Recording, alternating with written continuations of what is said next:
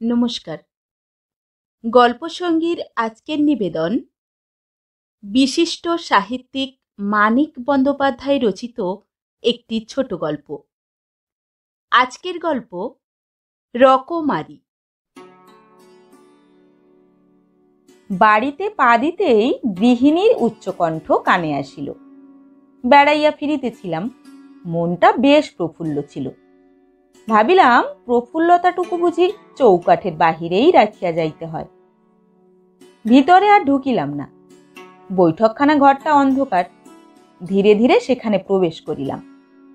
সুইচটা টিপিয়া দিতে গিয়া হাত গুটাইয়া নিলাম। আলো জ্বালিলেই খবর পৌঁছিবে।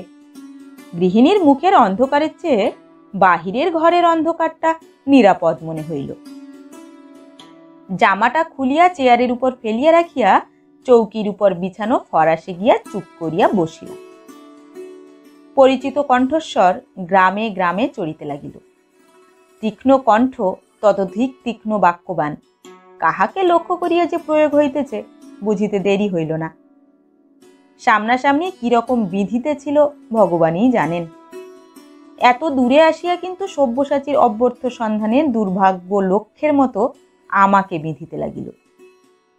একটা মোটা গলা সক্রোধে গর্জিয়া কি বলিতে যাইতেছিল, পরক্ষণে থামিয়া যাইতেছিল। প্রলয় গনিয়া নিঃশব্দে বসিয়া রহিলাম। কতক্ষণ পরে সুর নামিতে লাগিল।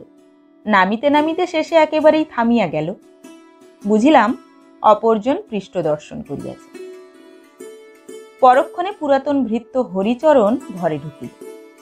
অন্ধকারে আমায় দেখিতে না পাইয়া খুব কাছেই বসিয়া পড়িল। বুঝিলাম কাঁদিতেছে। বিশেষ আশ্চর্যের কথা নয়, আমারই এক এক সময় কাঁদিতে ইচ্ছা করে। ও তো চাকর। প্রশ্ন করিলাম, কি হয়েছে রে হরে? ভূত দেখিলে মানুষ যেমন চমকিয়া ওঠে, এক হাত দূরে আমার সাড়া পাইয়া হরিচরণ সেই রকম চমকিয়া উঠিল। তাড়াতাড়ি উঠিয়া দাঁড়াইয়া বলিল, দেখতে পাইনি বাবু। বলিলাম, আচ্ছা আচ্ছা, তাতে আর কি হয়েছে? তোকে বকছিলেন কেন রে? হরিচরণ কতক্ষণ চুপ করিয়া থাকিয়া যাহা বলিল তাহার মর্ম এই, আজ সকালে গৃহিণী তাহাকে শয়নগৃহের দেওয়াল ঝাড়িতে আদেশ করেন। বাজার হইতে ফিরিয়া কাজটা করিবে ভাবিয়া সে বাজারে চলিয়া যায়। তারপর আলু পটলের হিসাবের গোলমালে কথাটা বেমালুম তার মন হইতে সরিয়া পড়ে। সন্ধ্যার আগে হঠাৎ ঘরের কোণে মাকড়সার জাল নজরে পড়ায় গৃহিণীর মেজাজ সপ্তমে চড়িয়া যায় এবং হরিচরণের উপর তৎক্ষণাৎ দেওয়াল ঝাড়িবার আদেশ জারি হয়। সে যত বলে কাল করব মা, গৃহিণী ততই উষ্ণ হইতে থাকেন। অগত্যা হরিচরণ সেই ভর সন্ধেবেলা দেয়াল ঝাড়িতে আরম্ভ করে। হঠাৎ নিতান্তই তার কপাল দোষে ঝাড়নে লাগিয়া একখানা ছবি পড়িয়া গিয়া ভাঙিয়া যায়। সেই হইতে বর্ষণ শুরু হইয়াছে। গৃহিণীর নাকি অভিমত কাজ করিতে বলার রাগে সেই ইচ্ছা করিয়া ভাঙিয়াছে, নহিলে সে কি চোখের মাথা খাইয়াছে যে অত বড় একটা জিনিস দেখিতে পায় না? আমি কি ইচ্ছে করে ভেঙেছি বাবু? মা তো বুঝলেন না, কেবল বকুনি দিতে লাগলেন। এত কথা সয়ে থাকতে পারবো না, কাল সকালে আমার মাইনে দিয়ে বিদায় দেবেন বলিয়া উপসংহার করিল। দরজার কাছে চড়া গলা শোনা গেল, কার কাছে মনের কান্না কাঁদছিস রে হরে? কাঠ হইয়া গেলাম। চাকরকে কাছে ডাকিয়া চুপি চুপি দুঃখের কাহিনী অর্থাৎ গৃহিণীর অদ্ভুত ক্ষমার কথা শুনিতেছি। ইহার চেয়ে বড় অপরাধ আমাদের দাম্পত্য পেনাল কোডে লিখে না। ঘরে ঢুকিয়া খপ করিয়া সুইচটা টিপিয়া দিলেন। আমার দিকে বারেক চাহিয়া মুচকি হাসিয়া বলিলেন, বেরিয়ে এসে চাকরের মুখে আমার নিন্দেটা বড় মুখরোচক লাগছে না? বলিয়া বাহির হইয়া গেলেন। হাসিটা ভয়ানক। শুদ্ধ রাগ ঠান্ডা হয়, কিন্তু হাসির আড়ালে রাগটা বড় বেয়াড়া, কিছুতেই বাগ মানিতে চাহে না। হরিচরণ কথা কহিল না, তার ঘরে গিয়া বিছানা পাতিয়া শটান শয়ন করিল। উঠিলাম। বসিয়া লাভ নাই। চেয়ারের উপর হইতে জামাটা টানিতেই একটা চায়ের কাপ জামার তল হইতে পড়িয়া 3 টুকরা বড় এবং বহু ক্ষুদ্র টুকরাতে বিভক্ত হইয়া গেল। জামায় 3 ইঞ্চি ব্যাসের একটি গোলাকার দাগ। বরাদ্দ 2 কাপের উপর তৃষ্ণা পাওয়ায় দোকান হইতে 1 কাপ চা আনাইয়া চুপি চুপি এখানে বসিয়া খাইয়াছিলাম। কাপটা আমি চেয়ারের উপরেই নামাইয়া রাখিয়াছিলাম। অপকর্মের অত বড় নীরব সাক্ষীটাকে সরাইয়া ফেলিবার মতো বুদ্ধি ঘটেছিল না।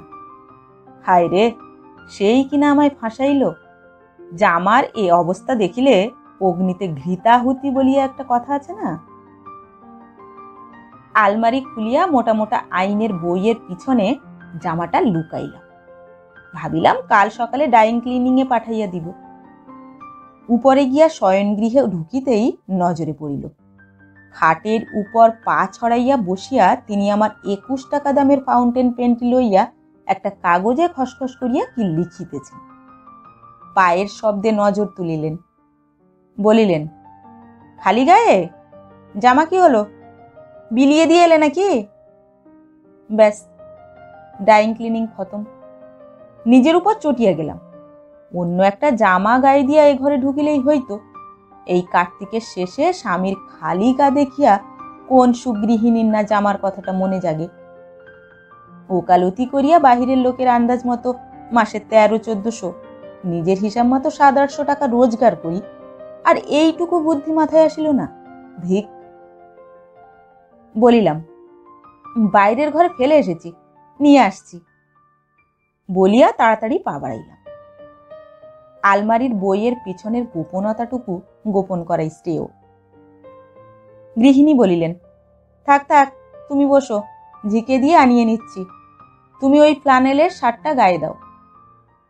কপাল, বাহিরের ঘরের সেই জাতীয় সাংঘাতিক হাসি হাসিয়া পূর্বে বরাবর একটা গোটা রাত কথা বন্ধ করিয়া আসিয়াছেন, আর যেদিন জামায় চায়ের দাগ লাগিল এবং একটা হাস্যকর জায়গায় সেটা লুকাইয়া রাখিলাম, সেই দিনই তিনি এমন সদয় হইয়া পড়িলেন।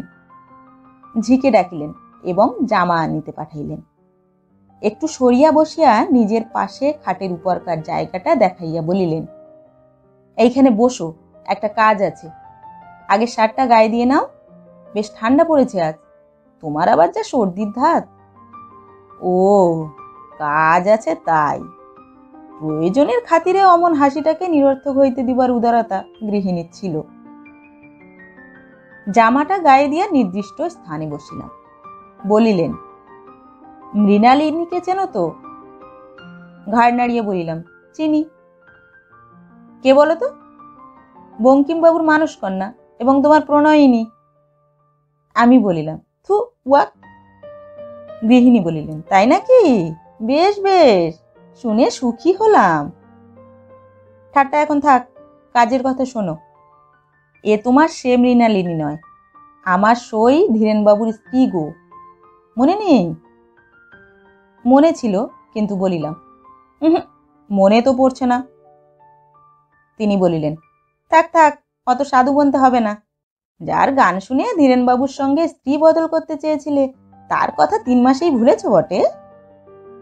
সর্বনাশ, ধীরেনের কানে কানে বলা সেই পরিহাসটুকুও শুনিতে বাকি নাই।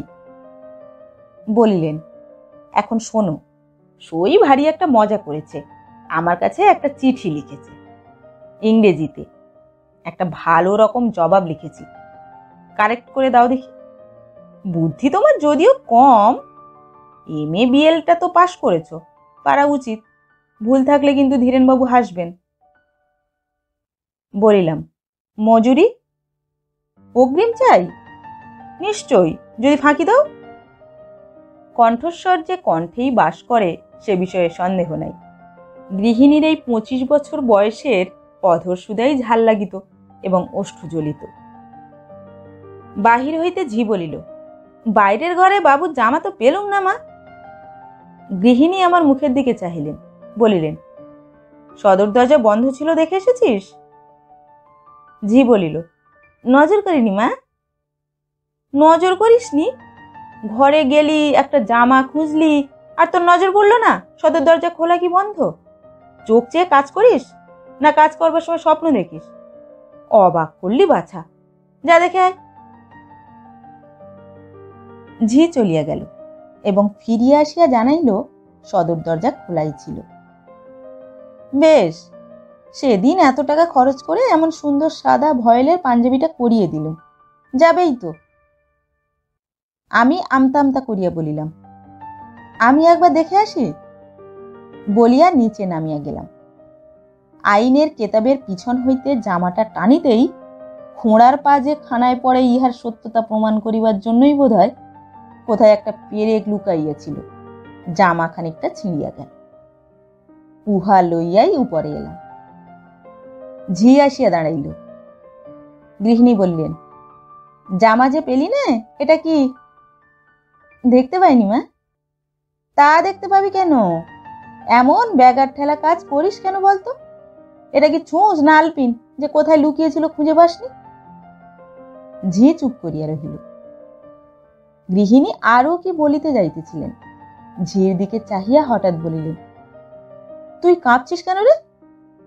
শরীরটা ভালো লাগছে না মা।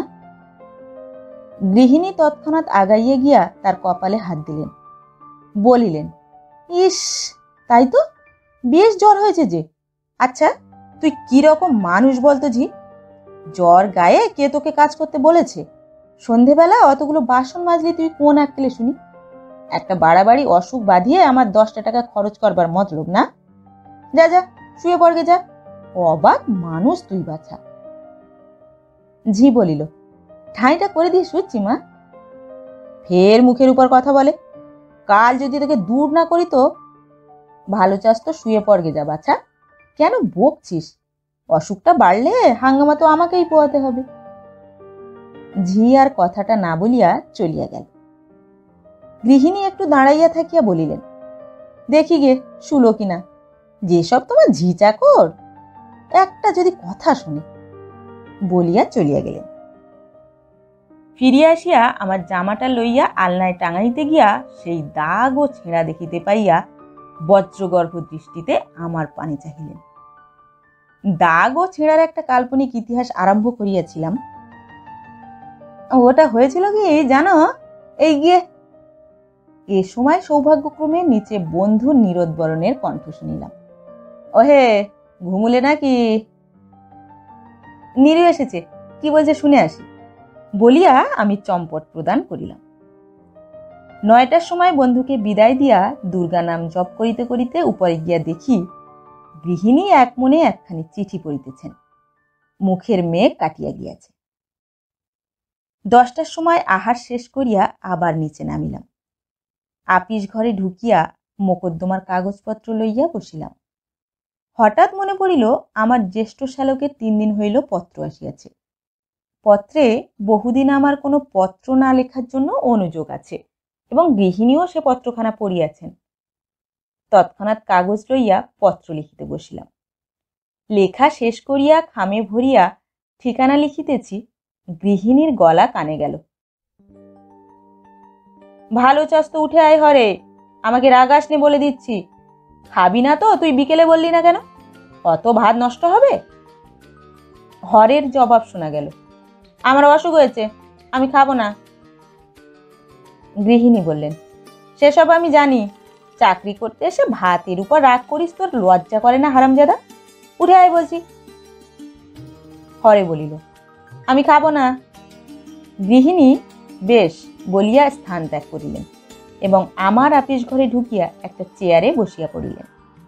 ঠিকানার উপরে ব্লটিং চাপা দিয়া বলিলাম, খাওয়া হয়েছে তোমার? হরে বুঝি খেলে না? ঝংকার দিলেন, শুনতে পাও না এতক্ষণ ধরে সাজছিলাম কাকে? আমি চুপ করিয়া রহিলাম। কথা বলাটা নিরাপদ নয়। কতক্ষণ পরে আস্তে আস্তে বলিলেন, তুমি একবার হরেকে বলোগে না। আমি? তুমি বলতে খেলে না আর আমার কথা শুনবে? চুপ করিয়া রহিলেন। আমি বলিলাম, মরুক, নিজেই খিদের জ্বালায় জ্বলবে। একটা চাকর, তাকে আবার খোসামত করে খাওয়াতে হবে, ভারী তো। চলো শোবে, রাত হলো। চলো বলিয়া তিনি উঠিয়া দাঁড়াইলেন। শয়ন ঘরে ঢুকিয়া বলিলেন, আচ্ছা, একটা শেষ ধর্মের ডাক দিয়ে আসি। একটা লোক না খেয়ে থাকবে তাই, নইলে। কথাটা শেষ না করিয়াই তিনি চলিয়া গেলেন। আমি একটু হাসিয়া বারান্দায় রেলিং এর কাছে দাঁড়াইলাম। গৃহিণীর শান্ত গলা শোনা গেল, ঘরে?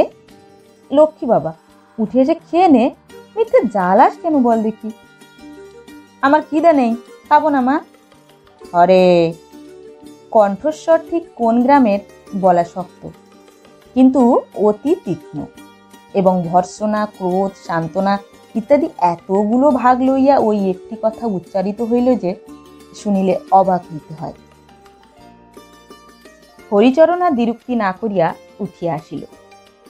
গৃহিণী বলিলেন, রান্নাঘরে ভাত ঢাকা আছে, খেয়ে দরজা বন্ধ করে শুয়ে পড়ো। কাল সকালে মাইনে নিয়ে তুমি বাবু বিদে হও, তোমাকে দিয়ে আমার পোষাবে না। বলিয়া উপরে উঠিয়া আসিলেন। নিচের বারান্দার আলোতে দেখিলাম হরিচরণ নিঃশব্দে রান্নাঘরে গিয়া ঢুকিল। তিনি উপরে উঠিবার আগেই আমি ঘরে ঢুকিয়া খাটের উপর বসিলাম। তিনি আসলে বলিলাম, খেলে? দরজায় খিল দিতে দিতে বললেন, খাবে না আবার? কাল কিন্তু ওকে দূর করব। আমি বলিলাম, বেশ তো। পাশে বসিয়া বলিলেন, চিঠিটা কারেক্ট করেছো? কাল সকালে ডাকে যাওয়া চাই কিন্তু। বলিলাম, না। কেন? সময় হলো না বুঝি? গম্ভীরভাবে বলিলাম, তুমি না ম্যাট্রিক পাস করেছিলে? না বিয়ের সময় ওই কথা বলে আমাদের ঠকানো হয়েছিল? ম্যাট্রিক পাস করেছো আর শুদ্ধ করে ইংরেজিতে একখানা চিঠি লিখতে পারো না? কে বললে পারি না? তবে হঠাৎ যদি ভুল থাকে, চর্চা তো নেই, তাই তোমায় অনুরোধটা জানিয়েছিলাম। তা ঘাট হয়েছে। বিয়ের সময় তোমার মামা না কে পুরো আধ ঘন্টা ধরে ম্যাট্রিকের সার্টিফিকেটখানা ঘুরিয়ে ফিরিয়ে দেখেছিলেন, মনে নেই? আমি হাসিয়া তাকে নিকটে আকর্ষণ করিয়া বলিলাম, তাই নাকি? তবে তো কথাই নেই। আচ্ছা, দেব কাল কারেক্ট করে। আমার গলা জড়াইয়া ধরিয়া বলিলেন, আবার কাল? তোমায় একটা কাজ করতে বললেই 10টা ওজোর কর। বেশি রাত হয়নি, 5 মিনিটও লাগবে না। দাও না লক্ষ্মীটি, কাল সকালে ডাকে পাঠিয়ে দেব। আদেশ প্রতিপালন করিলাম। পরদিন প্রাতে হরে আসিয়া বেতন ও বিদায় চাহিলে গৃহিণী তাহাকে শুধু মারিতে বাকি রাখিয়াছিল। সন্ধ্যায় ফিরিয়া দেখি আমার সেই চায়ের দাগ ধরা নূতন প্লানেলের পাঞ্জাবিটা হরে গায়ে দিয়া বেড়াইতেছে। ছেঁড়া অংশটুকু গৃহিণীর সেলাই করিয়া তাহাকে দিয়াছেন। নমস্কার। গল্প পাঠ ভালো লেগে থাকলে গল্পটিতে একটি লাইক দিয়ে যাবেন এবং ভিন্ন স্বাদের অডিও স্টোরি শোনার জন্য অবশ্যই চ্যানেলটি সাবস্ক্রাইব করবেন।